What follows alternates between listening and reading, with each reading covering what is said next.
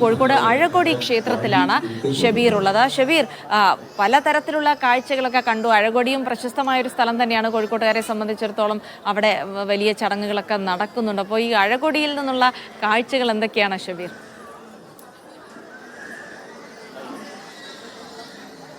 ഈ വിദ്യാരംഭ ചടങ്ങുകളിൽ ഏറ്റവും പ്രധാനപ്പെട്ട കാര്യം എന്നെ സംബന്ധിച്ച് ഈ കുരുന്നുകൾ സുന്ദരന്മാരും സുന്ദരി കുട്ടികളുമായി ഇവിടെ എത്തി ആദ്യാക്ഷരം കുറിക്കുന്നു. അതിൽ തന്നെ ചില രസകരമായ കാഴ്ചകൾ, കൗതുകമുള്ള കാഴ്ചകൾ, ആ നിലയ്ക്ക് വളരെ സന്തോഷം തോന്നുന്ന കാഴ്ചകളാണ് ഈ വിദ്യാരംഭ ചടങ്ങുകളിൽ ക്ഷേത്രങ്ങളിലെമ്പാടും ഉണ്ടാകാറുള്ളത്.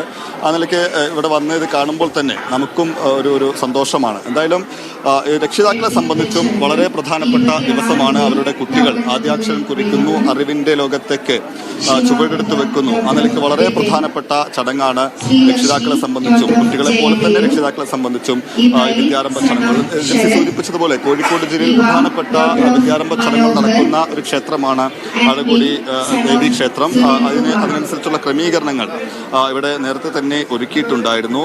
ഇത്തവണ ഏതാണ്ട് 225 പേർ മുൻകൂട്ടി തന്നെ വിദ്യാരംഭ ചടങ്ങുകൾക്കായി 225 കുട്ടികൾ മുൻകൂട്ടി തന്നെ വിദ്യാരംഭ ചടങ്ങുകൾക്കായി ബുക്ക് ചെയ്തിരുന്നു.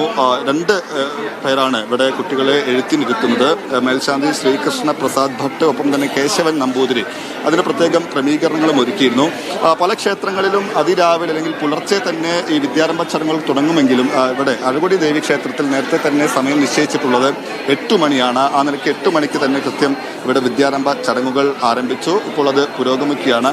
ഇവിടെ ഞാൻ ശ്രദ്ധിച്ചൊരു കാര്യം, പലയിടത്തുനിന്നും വലിയ തരത്തിലുള്ള കരച്ചിൽ കുട്ടികളുടെ ഭാഗത്ത് ഉണ്ടാകാറുണ്ട്. ഇതുവരെ ഞാൻ കണ്ടതിൽ വെച്ച് ഒരു കുട്ടിയും കരയുന്ന കാഴ്ച കണ്ടിട്ടില്ല എന്നാണ് ഇവിടെ ഞാൻ ശ്രദ്ധിച്ച ഒരു കാര്യം. ഇവിടെ നിന്ന് പ്രത്യേകം പറയാനുള്ള ഒരു കാര്യം അതാണ്.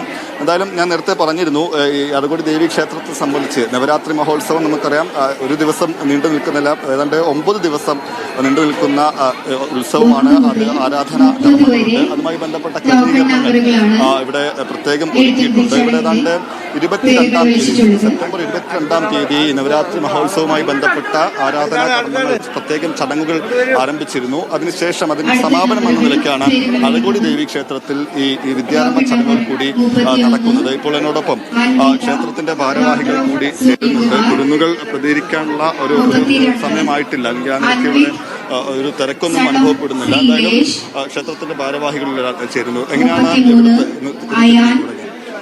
ഇവിടുത്തെ ഒരുക്കങ്ങൾ? ഈ തിരക്ക് ക്രമീകരിച്ചാണ്, ഈ തിരക്ക് കുറച്ചുള്ള ഒരു ക്രമീകരണമാണ് നമ്മളിവിടെ ഈ തിരക്ക് ഏകദേശം 400 കുട്ടികളുണ്ട്. പക്ഷെ എന്നാലും നമ്മളെ തിരക്ക് നിയന്ത്രിക്കാൻ വേണ്ടിയിട്ട് 2 നമ്പൂരിമാർ സെപ്പറേറ്റ് ആക്കി വെച്ചിട്ടുണ്ട്.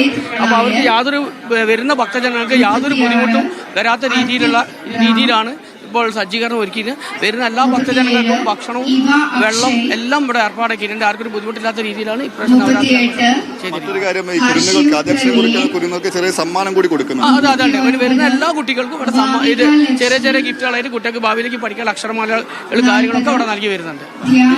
ഒരു പ്രധാനപ്പെട്ട കാര്യമാണ്. അതായത് ഈ എഴുത്തിനെഴുത്ത് ചടങ്ങ് കഴിഞ്ഞാൽ ഈ കുട്ടികൾക്ക് ഒരു ചെറിയ സമ്മാനം കൂടി നൽകുന്നുണ്ട്. അത് ഈ ആദ്യാക്ഷരങ്ങൾ, ഒപ്പം തന്നെ ചില വാക്കുകൾ, അങ്ങനെ ചില അവരെ അറിയിക്കുക, അല്ലെങ്കിൽ എന്തൊക്കെയുണ്ട് ആ നിലയ്ക്ക് പുതിയ ആദ്യാക്ഷരം കുറിച്ച് കഴിഞ്ഞാൽ അതിനുശേഷം ചില വാക്കുകൾ അവരെ പഠിപ്പിക്കുന്ന തരത്തിൽ ചില സമ്മാനങ്ങൾ കൂടി നൽകുന്നുണ്ട്. അപ്പം തന്നെ പ്രസാദം കൂടി ചേർത്താണ് നൽകുന്നത്.